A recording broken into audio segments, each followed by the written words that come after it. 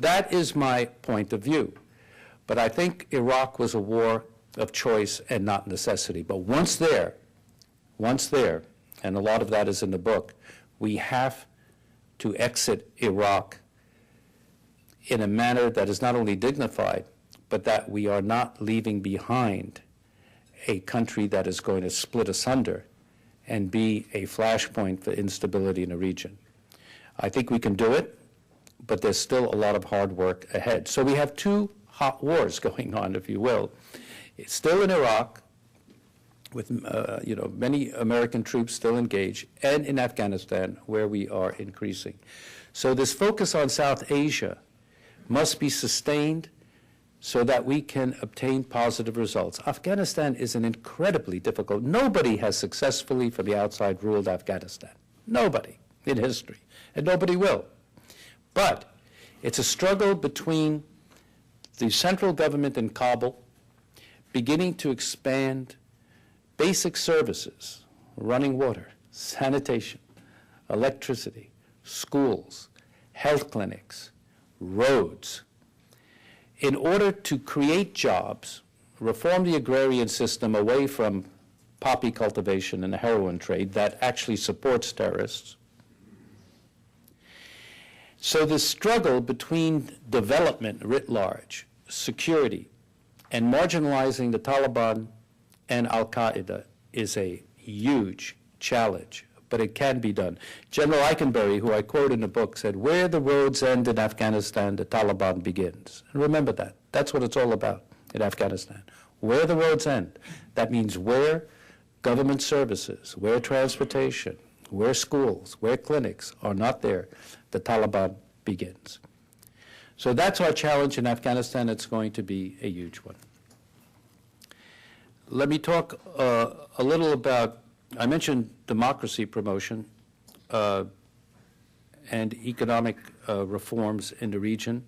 Let me talk a little about public diplomacy, which I did a great deal of work when I was in government, but also outside of government. In 2003, then Secretary of State Colin Powell asked me to chair a bipartisan commission on America's image in the Arab world. This is one of these typically U.S. congressional mandated commissions. A congressman got together and say, "Why do the Arabs hate us? Let's form a commission and find out."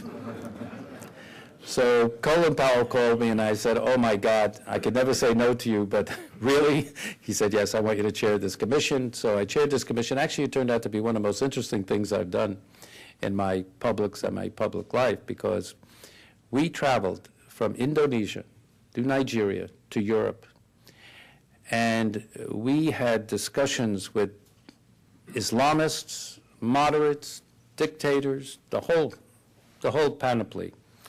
And we came back and we said that our public diplomacy is truly a failure in this part of the world. America's image in this part of the world has sunken to all-time lows. And they basically view the United States through three prisms. The Arab-Israeli conflict, where most people, especially in the Arab world, consider us to be biased toward Israel. Second prism was Iraq, where we're viewed as occupiers and not liberators. Now, this is 2003.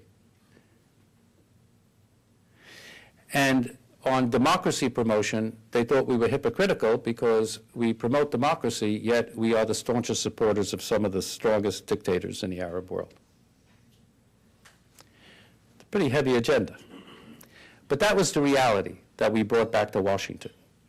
Let's face the facts. This is how we're perceived. We certainly disagree with the assessment, but this is how we are perceived. The good news was that in terms of American values, we found overwhelming support of America's image as a country with a great democracy and political participation that people envied, great education. Getting into an American university was a goal of millions of people. great science and technology and inventiveness, and equality before the law. So that was a very good paradigm. So on our specific foreign policy issues, we were highly criticized, but on American values, it gives you something to work with. And we put several recommendations to the government, and we said we had to reform the broadcasts. Our broadcasts into the region were really archaic and not hitting the mark at all.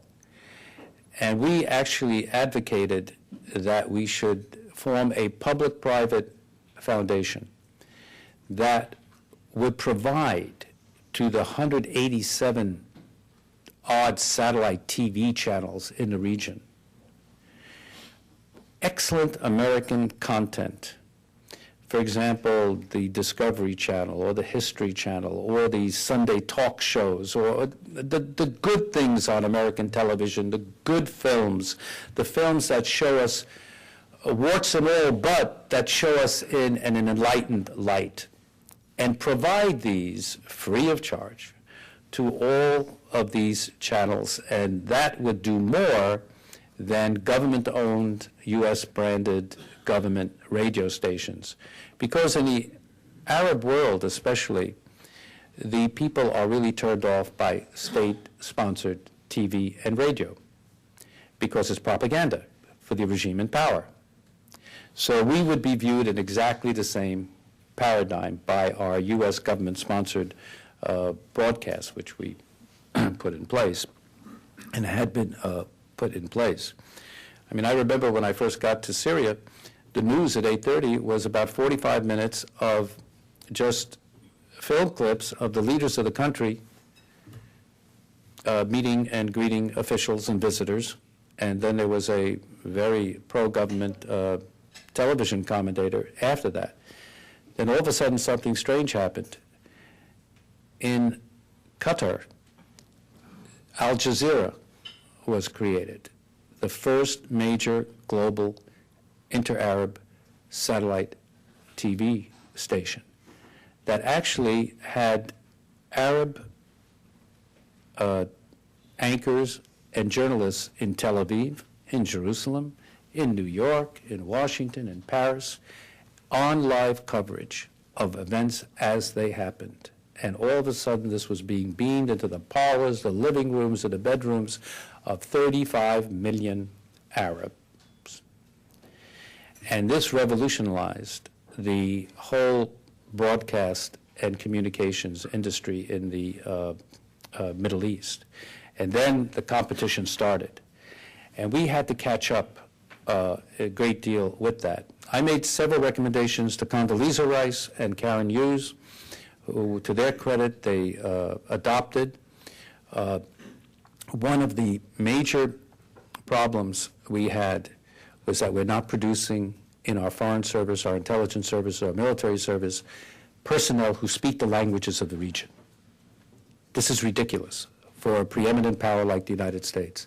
I had a survey done as part of the commission. How many fluent Arab speakers do we have that today, if the president or an ambassador wanted to go on television, go on Al Jazeera today, and to confront some blatant misinformation about American policy, how many could we field? 5. This is 2003. And I'm talking about real fluency. I'm not talking about, that is beginning to change, but that shows you, and I'm not talking about Urdu or Farsi or any of the other major languages of the region.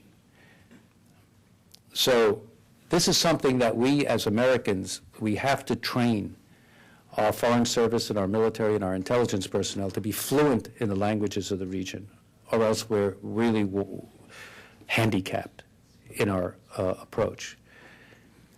The other things we have to do, for example, I recommended that we have a media unit in the State Department